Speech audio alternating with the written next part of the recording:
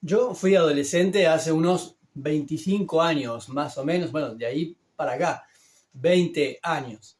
Y en aquella etapa, para mí, en mi adolescencia, las actividades, los métodos, la metodología y los contenidos de las reuniones de adolescentes eran suficientes para mí. ¿Qué hacíamos en mis reuniones? Generalmente jugábamos a algún juego divertido, físico, que requería movilidad. Podían ser también juegos de mesa, preguntas y respuestas bíblicas, el famoso espadeo bíblico. Veíamos películas, tomábamos mate, salíamos a algún lado.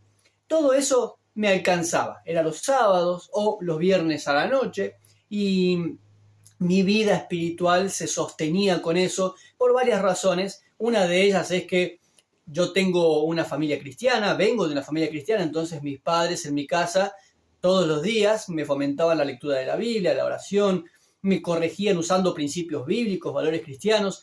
La iglesia fortalecía ese vínculo. Pero otra de las razones es que los desafíos de fe, los desafíos que yo enfrentaba cada día en el colegio o con mis amigos durante mi adolescencia, eran no muy intensos y no muy agresivos. Sí, es cierto, jugar, reírnos, disfrutar, pasarla bien, tener una reunión divertida, no está mal y me alcanzaba, pero la pregunta es, ¿alcanza para las generaciones actuales?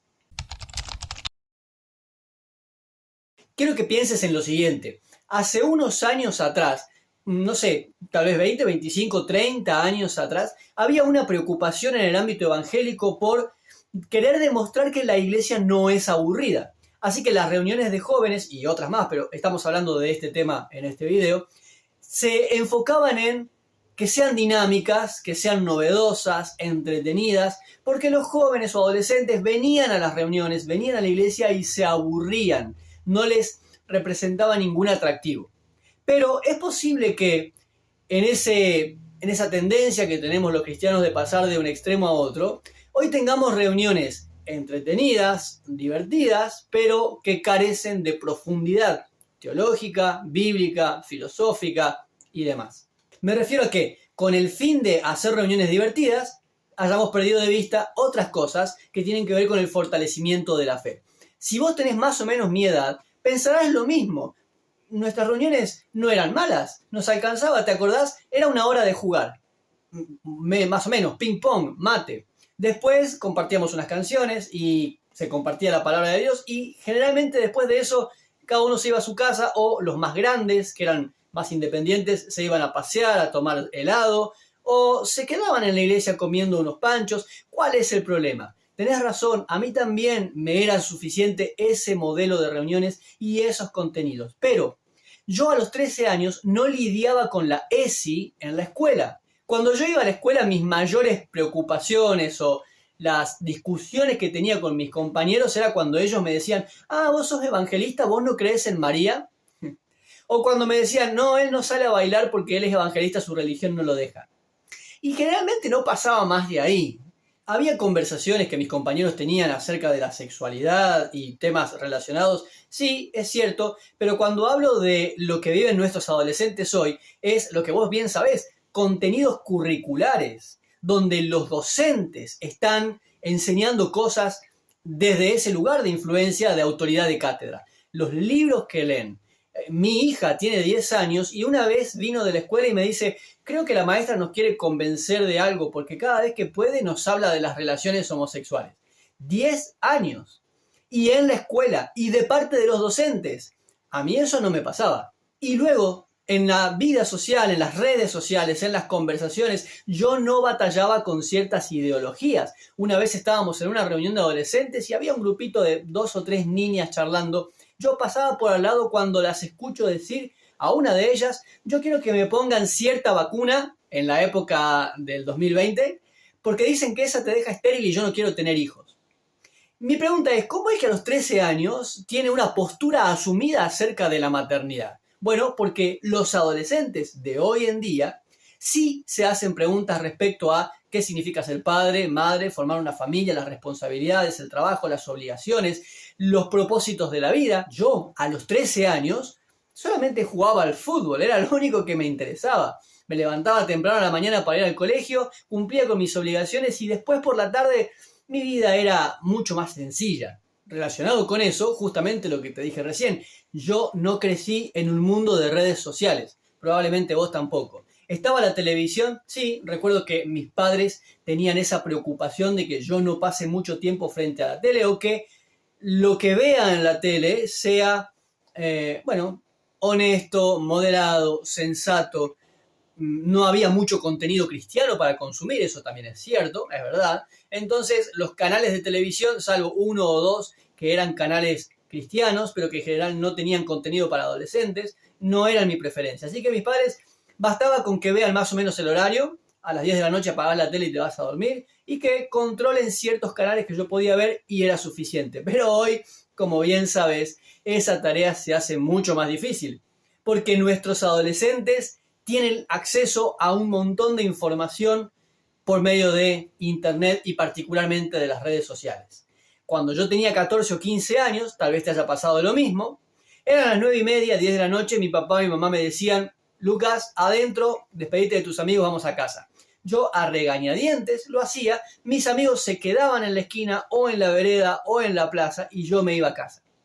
Nuestros adolescentes se llevan a sus amigos con ellos a su habitación porque siguen chateando por WhatsApp o stalkeando sus fotos en Instagram o compartiendo otro tipo de contenido y de comunidades. Así que el desafío que tienen ellos es distinto al mío. Yo sí podía cortar relaciones o hacer silencio del ruido del mundo en cierto momento del día, pero para nuestros chicos eso es mucho, mucho más difícil. Y para nosotros también, si somos honestos. En mi adolescencia yo no tenía asumida una postura de compromiso con el cuidado del medio ambiente. Para mi adolescencia, quizás te acuerdes, estaba en boga el Greenpeace, esta organización que durante los 2000, por si no lo sabías, mucha gente cuestionaba las intenciones y las motivaciones reales de la organización que te acabo de mencionar. Y era lo más parecido que teníamos. Porque había una postura de la iglesia evangélica, un sector de la iglesia evangélica que proponía que demasiado interés o demasiado énfasis en el cuidado del medio ambiente es olvidarnos que el mundo está destinado para la destrucción y que nuestra ciudadanía está en los cielos. Tenemos que mirar la eternidad y no preocuparnos tanto por lo que ocurra con este planeta que efectivamente será consumido en el juicio final. Te estoy hablando de cuál era la postura, una de las posturas que circulaba en la iglesia. Entonces se veía a organizaciones como esta e ideologías como esta, se las veía como una amenaza a la conciencia de trascendencia y de eternidad que podíamos tener. Así como en algún momento, hace décadas atrás, también se veía la universidad como una amenaza para la fe. No es el tema del video, pero quizás lo sepas, que hubo una generación una generación de cristianos que le enseñaba a los jóvenes a no estudiar en la universidad porque, cuidado, si entras a la universidad te van a lavar la cabeza, te van a hacer ateo. Y algo parecido ocurría en este asunto. Tampoco en mi adolescencia tenía yo asumidas posturas políticas. Estar en el centro izquierda, centro derecha, no sabía yo a qué se refería el tema. Y cuando hablo de adolescencia me refiero a desde mis 13 años, 14, 15, hasta los 18 años. La adolescencia también comenzaba más tarde que hoy. Por eso hoy en la iglesia, cuando me acerco a charlar con algunos chicos, a los 11 años han asumido una postura política. Me dirás, bueno, eso viene de la casa, son los padres. Claro, sí, lo que quieras. Lo cierto es que la tienen. Tienen una opinión acerca de el gobierno actual y el anterior. Y tienen una opinión acerca del país. ¿Será acertada o no? Lo conversaremos en otro momento, pero lo tienen. Han asumido una postura política, tienen una opinión. Esto también fomentado por cómo el mundo ha cambiado, porque esa politización que se llevaba a cabo antes en las universidades, ahora se lleva a cabo ya desde el secundario. Te lo dije recién, los docentes e instituciones suelen adoptar una línea política y bajarla, voluntariamente o no, los contenidos que leen, las redes sociales, sus amigos conversan de ciertos temas, hacen recortes de videos, se los envían y ellos poco a poco van comprendiendo el mundo de una manera distinta a como yo lo hacía.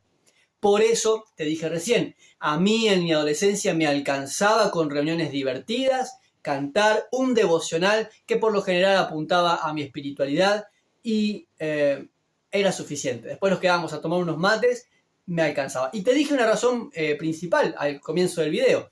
Yo provengo de una familia cristiana que fortalecía mi fe en casa, pero actualmente muchos de nuestros adolescentes no provienen de familias cristianas y muchos provienen de familias disfuncionales. Le falta un papá, una mamá o familias ensambladas. Realidades que vos y yo conocemos bien. Así que probablemente un buen porcentaje de los adolescentes de nuestra iglesia no tenga en su casa ese acompañamiento continuo para fortalecer su fe y su espiritualidad. Significa que estos temas, la sexualidad o lo que hoy se enseña en la educación sexual integral, la homosexualidad, la identidad de género, ¿no existían esas cosas en el mundo hace 20 años? Claro que sí, solo que no existían para mí, no estaban en mi radar, no eran parte de mi cosmovisión y de mi mundo. Por eso la pregunta que planteamos, los contenidos y las metodologías de las reuniones de jóvenes y adolescentes de aquella época, que eran suficientes para nosotros, ¿serán suficientes para hoy? ¿Abastecen los desafíos, los requerimientos de nuestros adolescentes? Es importante plantearnos esta pregunta porque tenemos la tendencia a reproducir el liderazgo que hemos recibido. Por una cuestión lógica, natural, porque así como somos liderados o pastoreados, es como aprendemos a hacerlo, consciente o inconscientemente lo reproducimos porque es la manera en la que nosotros hemos crecido. Pero ocurre que no siempre se puede mantener, o no todos los métodos y formas se pueden mantener de generación a generación. Quiero ponerte un ejemplo muy puntual con lo que ocurre con las redes sociales. Han creado una forma de entender el mundo, las redes, en la que todos podemos opinar. Los chicos hoy que tienen el celular leen o ven algo, un video, un meme, lo que sea, y opinan. A favor, en contra, el hateo es muy común hoy en día, es casi una forma de comunicarse, todo el tiempo como la predisposición a discutir y a pelear por cosas. Entonces ahora ellos están acostumbrados a opinar, a decir lo que piensan. Si vienen a nuestras reuniones y el método que yo uso es el mismo de siempre, donde lo siento, peor todavía si lo siento en modo teatro, en filas una atrás de la otra, pero aun cuando lo sienten en semicírculo y hablo yo y no les doy oportunidad de decir lo que piensan, esa reunión no coincide con el mundo en el que ellos se acostumbran a vivir. Están acostumbrados a opinar, a ser escuchados, a ser tenidos en cuenta. Así que me obliga, solo eso, ya me obliga a modificar la metodología en la que yo me comunico con los chicos y cómo nos relacionamos frecuentemente. Así que tendremos que pensar en nuestras reuniones de jóvenes y adolescentes, por ejemplo, en debates. Proponer un tema puede ser los influencers, ¿qué opina Dios acerca de los influencers? ¿Cuáles seguís? ¿Quiénes son tus influencers favoritos? ¿Qué te aportan? Podemos hablar de la inteligencia artificial, ¿qué opinan ellos? ¿Cuáles son los peligros? Acerca de tener hijos, como te dije recién, o incluso de política, pero dejarlos opinar, que se generen debates, que piensen, que opinen, que discutan entre ellos, están muy acostumbrados a hacerlo, además les gusta hacerlo y sentir que tienen razón y que prevalece sobre el otro, es parte de la búsqueda también de su identidad, pero insisto con esto, vamos a tener que crear otros ambientes y generar debates acerca de ciertos temas que a ellos les interesa y con los que conviven. ¿Cuáles son las respuestas para ciertas preguntas que se plantean ellos o sus compañeros de colegio o sus amigos del barrio? Tendremos que pensar en análisis de lecturas. Podemos usar algunos filósofos modernos o no, algunos antiguos. Podemos usar videos de influencers que ellos consumen. Y a ver, analicemos qué es lo que dicen. ¿Vamos a ponernos de acuerdo o no? Vamos a recurrir a expertos en el tema que puedan hablarnos sobre lo que se está conversando. Evaluemos posturas políticas, evaluemos a ver cuáles de las propuestas coinciden con la Biblia o hasta qué punto una propuesta y la otra que parecen opuestas pueden encontrar puntos en común en el cristianismo. Debatamos de eso, conversemos de esas cosas. Porque son las preguntas que los chicos se hacen y que les van a hacer afuera cuando llegan al colegio o a la casa.